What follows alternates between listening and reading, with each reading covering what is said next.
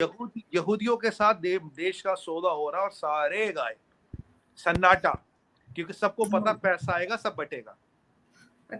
मैं आपको बताऊं, चाइना के चंगुल से चाहे तो पाकिस्तान निकल सकता था, कोई भाई सऊदी वोल्दी वाले 40-50 बिलियन डॉलर देते, शायद ये निकल भी जाए, अगर रॉथस्चाइल्ड एक बार अंदर घुसता है। जो देखिए हालत ये है, आपको पता क्यों नहीं लड़ रहे तहरीक तालिबान से? इनको लगता 3 दिन का एम्युनिशन है इनके पास अंबर। अगर ये तहरीक तालिबान से लड़ते, अगर भारत जीबी और पीओके लेने आया, तो इनके पास बचा क्या है?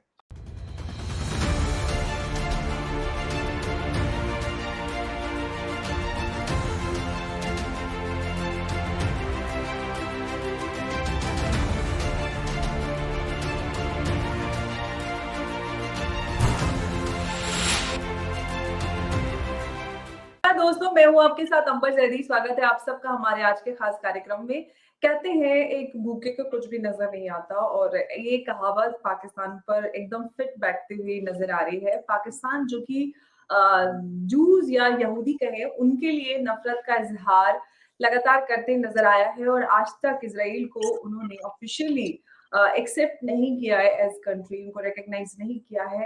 आज वो एक बहुत बड़ी पावरफुल दुनिया की जो यहूदी फैमिली है, और जो कि रॉथस्चाइल्ड कंपनी जिसको हम कहते हैं, उनसे मदद देने के लिए तैयार है। और उनका डेलीगेशन पाकिस्तान भी आया और पाकिस्तान के पीएम से भी मिला। इस पे हम आज बात करेंगे डिटेल में। उस पर बात करने के लिए हमारे साथ मौजूद है सुमित पीर जी। बहुत बहुत स्वागत है आपका एक बार फिर से। नमस्कार। नमस्कार अंबर जी, शो पे बुलाने के लिए धन्यवाद।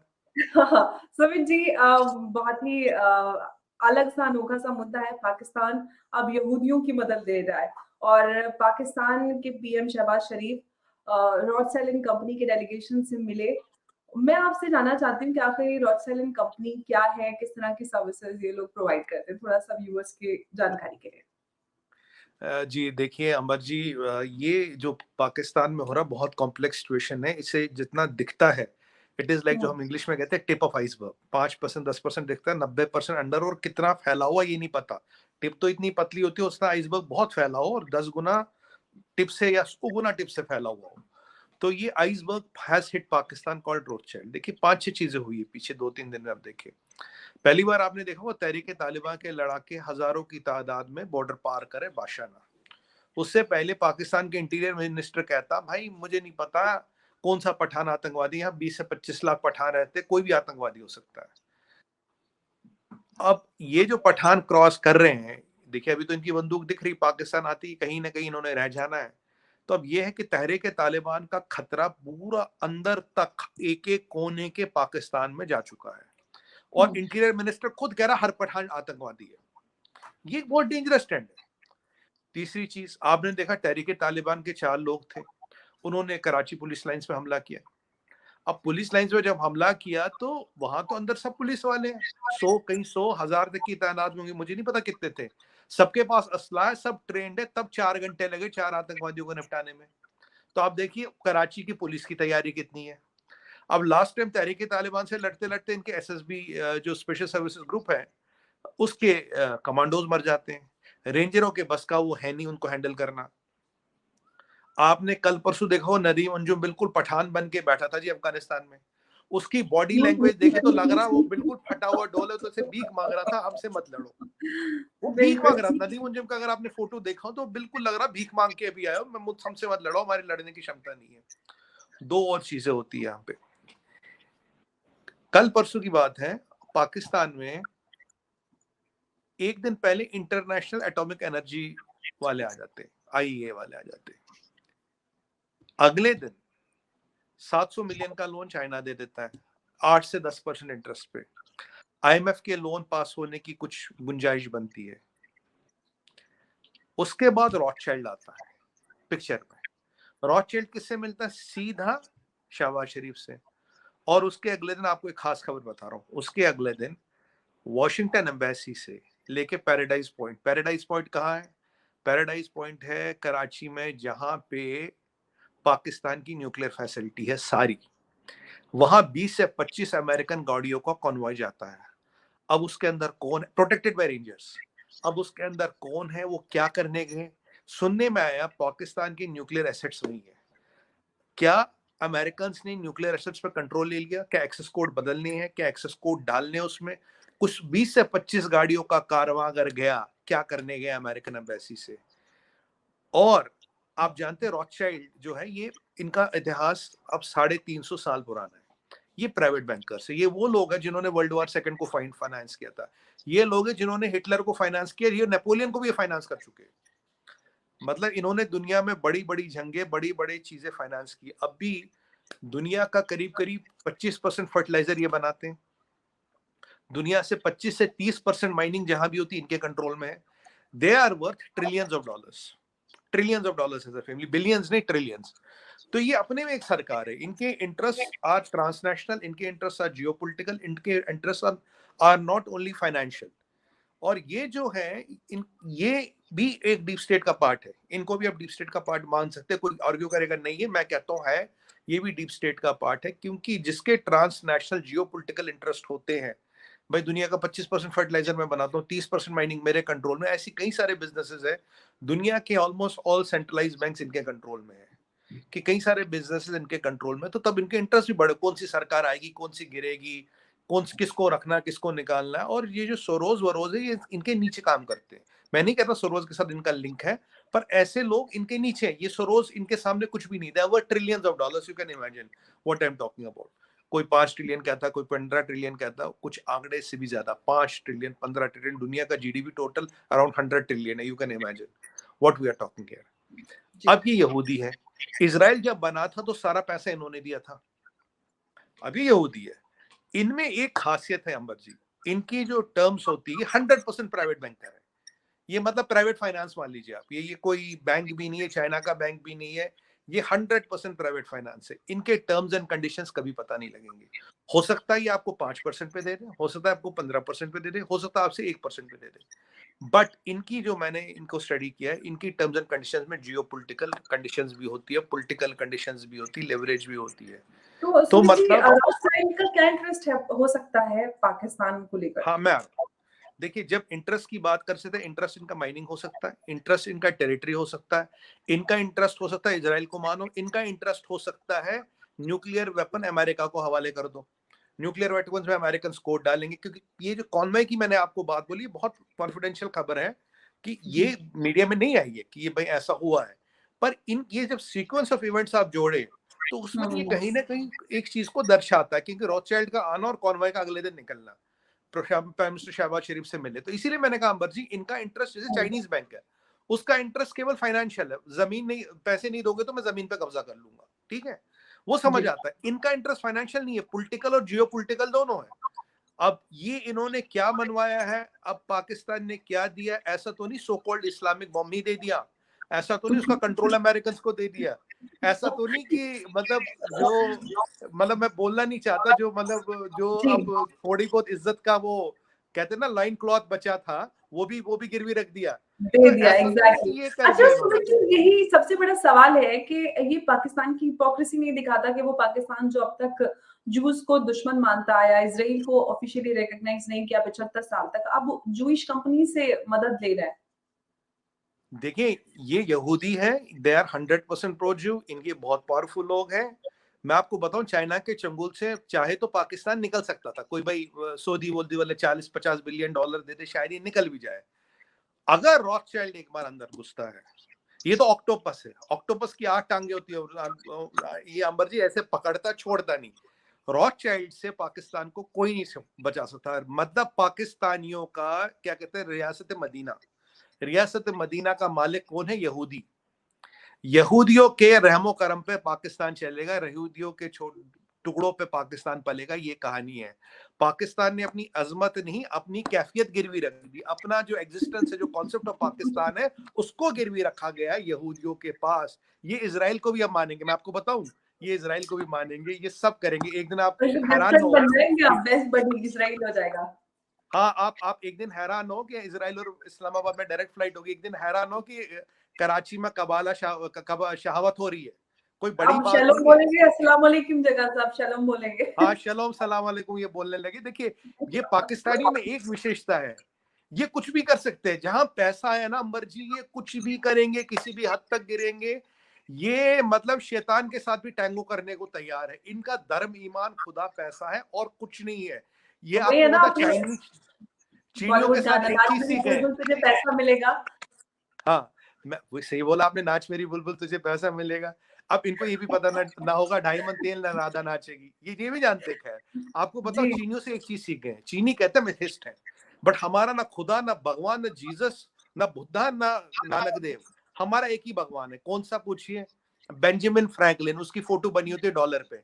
चीनियों, अब ये भी चीनी हो गए, इनका भी खुदा भगवान बेंजामिन फ्रैंकलिन।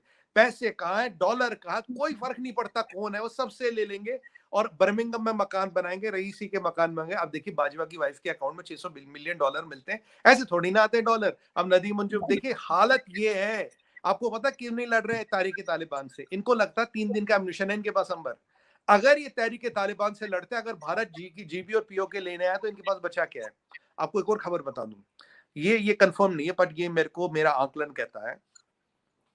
देखिए मेरे हिसाब से इन्होंने चाइना में जो मॉर्टिगेज रखा है, खाली इनके बेकार पोर्ट और एयरपोर्ट और रेलवे स्टेशनों का चाइना करेगा क्या? They are all loss making. एक एक रनवे वाला एयरपोर्ट है, किसी काम का नहीं है। हमारे जेवर एयरपोर्ट में 5 रनवे होंगे, खुद सोचिए। ये क्या कर रहे हैं? मुझे लगता है इन्होंने पीओके और जीबी गिरवी रखा चाइना को। This is a strong possibility, इन्होंने गिरवी रखा है। क्योंकि इतना बड़ा पैसा इनके कबाड़ एयरपोर्ट पे, इनके कबाड़ पोर्टों पे, इनके कबाड़ रेलवे स्टेशनों पे कौन देगा, जिसमें जेब से पैसे डालने चलाने के लिए? लेकिन सुमित जी चाइना की नजर पीओजीबी तो डिस्प्यूटेड टेरिटरी वो कैसे गिरवी रख सकते हैं? कोई फर्क नहीं पड़ता चाइना को। चाइना को तो डिस्प्यूट का पार्ट बनना है ना। आप ये देखिए, चाइना के इंटरेस्ट में क्या है? China looks at 3 things: land, ladies, legitimacy, जर, जमीन और जोरू। तो चाइना का तो मौजूद हो गया, ये तो डिस्प्यूटेड हो गए, हमें इन्होंने गिरवी रखा। देखिए ऐसी तो डिस्प्यूट बनाया जाता है ना। ये मेरा डाउट हुँ, है, I can not confirm this, but I have a serious doubt in my mind, this is a strong hmm. Possibility. क्योंकि जी, जी, इतना जी। पैसा इनको चाइना इनके कबाड़ एसेटों पे देगा नहीं। अब वो फातिमा जिन्ना पाक की बात करे, किसी और की बात करे, अंबर जी, उसमें बचा क्या है? इनके पास बचा क्या है? अब मुझे बताइए, अब चाइना के पास अगर इन्होंने गिरवी रख ली, जमीन भी रख ली, ईमान भी बेच दिया, उग्र इन्हें दिखता नहीं, ठीक है, अब बचा क्या? बचा तो अब यहूदियों के पास जाना ही है, पाकिस्तान का सौदा करना। और पाकिस्तान की न्यूक्लियर एसेट्स पे अगर डील हुई हो, I will not be surprise, the deal is on nuclear assets of Pakistan. I won't be surprise, ये एक संभावना है। आई के जो जो खबर आ रही है कॉन्वॉय की, ये सब चीजें जितनी आ रही है, Ambar ji, I won't be surprise, this is a very strong possibility. आज तक ये दृश्य देखा नहीं गया। अगर ये आज देखा गया तो इसका कारण है नदीम अंजुम। आप देखिए, पठान बन के गया था, पंजाबी है, पंजाबी पठान बन के गया था, ऐसे बैठा था। और आपको याद है वो पहले कहवा पीने वाला जनरल, और अब जी, ऐसे जी। जनरल बैठा है। हालत अच्छा इनकी बद से सुमित बदतर जी है। इसी को लेकर मेरा सवाल है आपसे कि जी, अभी वहाँ पर आईएसआई चीफ नदीम अंजुम और डिफेंस मिनिस्टर दोनों गए अफगानिस्तान और लिटरली प्लीड मतलब ये वो प्लीड करते ही नजर आ रहे हैं कि भाई अब हमसे नहीं संभलना, मत छोड़ दो, हमें बख्श दो, खुदा के लिए छोड़ दो। तो अब हम्म। पाकिस्तान की ये हालत हो गई कि पाकिस्तान तालिबान के आगे भी झुक गया, जोड़ने पहुंच गया। देखिए ये तो हमने किया है ना, हमने इन वे किया है। देखिए, हमने उनका डिप्लोमेटिक आइसोलेशन किया, हमने उनका इकोनॉमिक आइसोलेशन करवाया। दुनिया में कोई उनसे बात करने को तैयार नहीं। कल डॉक्टर जयशंकर ने बोला कि उनकी एक ही टेरिटरी इंडस्ट्री है, इंटरनेशनल टेररिज्म। दूसरी बात, पाकिस्तान की इकोनॉमी बद से बदतर, इनके जनरलों और अफसरों ने देश को नोच नोच के खाया गिद्ध की तरह। वहां कुछ हुँ, बचा नहीं। एम्यूनिशन अंबर जी 3 दिन का है। इन्हें डर लगता है कि अगर तहरीबान से लड़े 3 दिन तक, तो देखो वो टिकी जाएंगे किसी भी हालत में। एम्यूनिशन खत्म, भारत आके ले लेगा, कुछ भी नहीं कर पाएंगे, लड़ भी नहीं पाएंगे।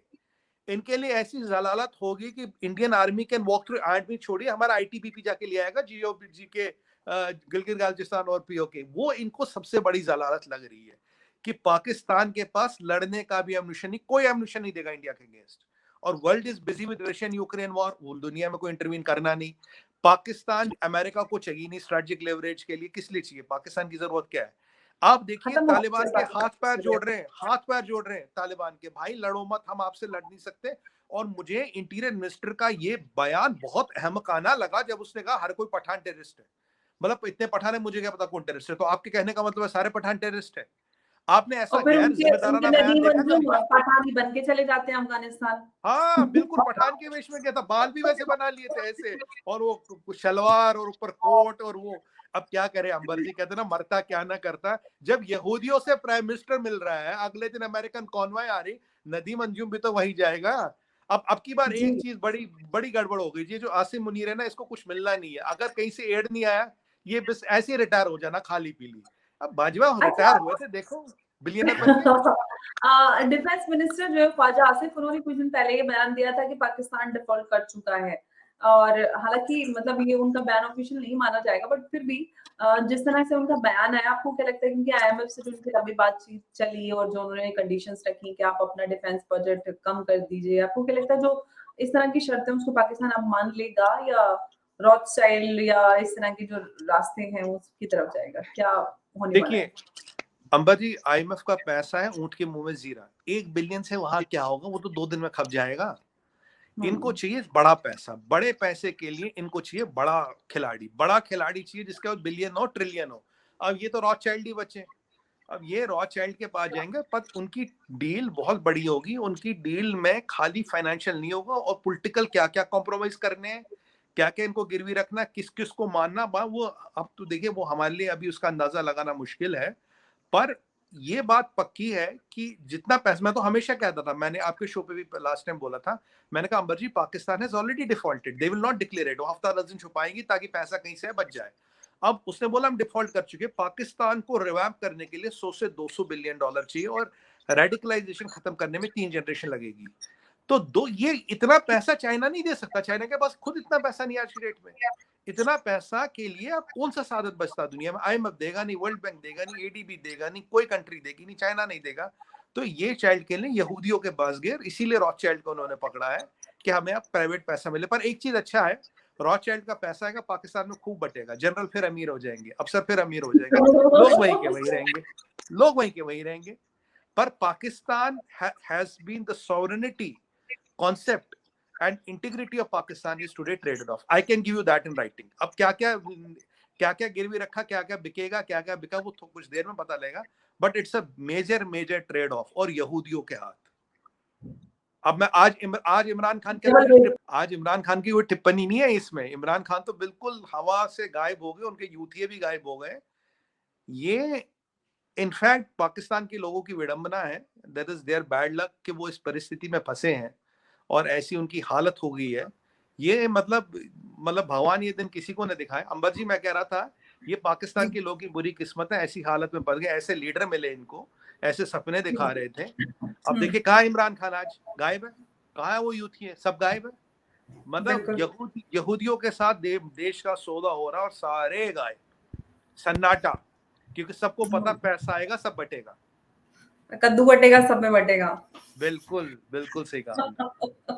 अच्छा सुमित जी, अभी यूएस ने जो चाइनीज बलून्स थे उनको अभी शूट डाउन किया था कुछ दिन पहले।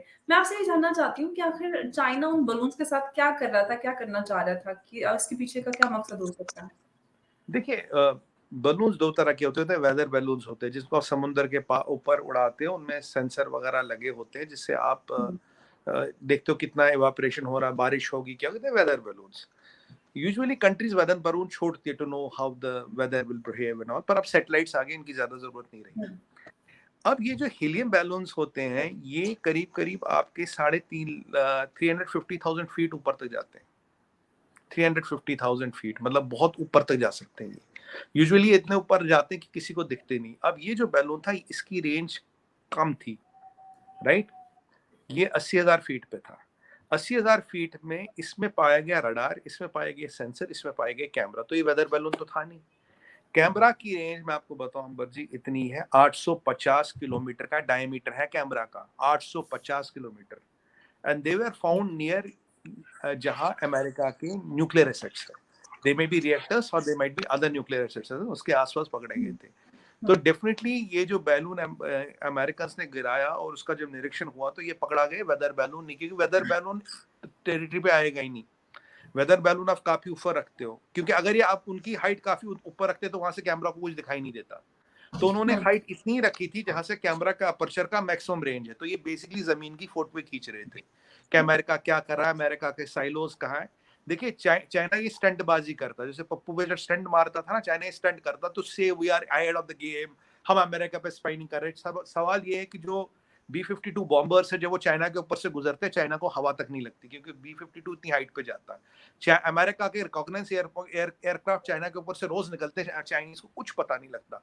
अब to show we are ahead in the game, हम किसी से कम नहीं, उन्होंने गुब्बारे उड़ाने शुरू कर दिए, और गुब्बारे ऐसे उड़ाए कि सबकी हवा निकल गई। ये चाइना का स्टैंड है कि हम मून पे कॉलोनी बसा रहे हैं। मतलब मुझे लगता है इनका नेशनल, इनका वो ना, वो पप्पू पेजर के बहुत बड़े फैन है। बौकाल मचाते रहते हैं झूठ झूठ का। हाँ, ये हवाबाजी में नंबर 1 है। देखिए पहले पीछे उन्होंने कहा कोविड हो गया जी, 80% चाइना को कोविड हो गया, डेथ रेट देखे कोई मरा ही नहीं। अरे यार 0.1% तो मरता। अगर 100 करोड़ लोगों को कोविड हो गया, 1 लाख लोग तो मरेंगे, मैं 1 करोड़ की बात नहीं कर रहा, लाख तो मरेंगे, 0.1% तो मरेगा ही। कहाँ मरे लोग? ये दुनिया को, मैंने तब भी बोला था आपके चैनल पे, दुनिया को डराने के लिए, दुनिया की इकोनॉमी को चौपट करने की चाल है। सीसीपी आपको वही दिखाएगा जो वो दिखाना चाहता, और वही हुआ। अगर कोविड होता तो लाशें मरती, लाशें गिरती तो बॉडी काउंट बनता, बॉडी काउंट बनता तो चाइना में डेथ्स बढ़ती, डेथ्स उतनी। कोविड आया गया, 1 करोड़ लोग, 100 करोड़ लोग को कोविड हो गया, कोई नहीं मरा। Is it possible? COVID has fatality of 1%। मैं 0.1 की बात करूं, 0.1 तक नहीं हुआ। आप बताइए, वो how do you answer this? बिल्कुल, ये चाइना की शरारत है और दुनिया के सामने है, और लगातार लोग इसके ऊपर बात भी करते हैं। लेकिन जो आज पूरा बहुत इंटरेस्टिंग मुद्दा पाकिस्तान को लेकर रहा कि अब पाकिस्तान एक यहूदी फैमिली से हेल्प लेने वाला है, तो ये अपने आप में एक बहुत ही अचंभे वाली खबर है, और आपने पूरा डिटेल में जानकारी दी और बहुत इंटरेस्टिंग आपने बातें बताई। उसके लिए आपका बहुत-बहुत शुक्रिया। नमस्कार। जय हिंद। नमस्कार मैम, थैंक, जय हिंद मैम।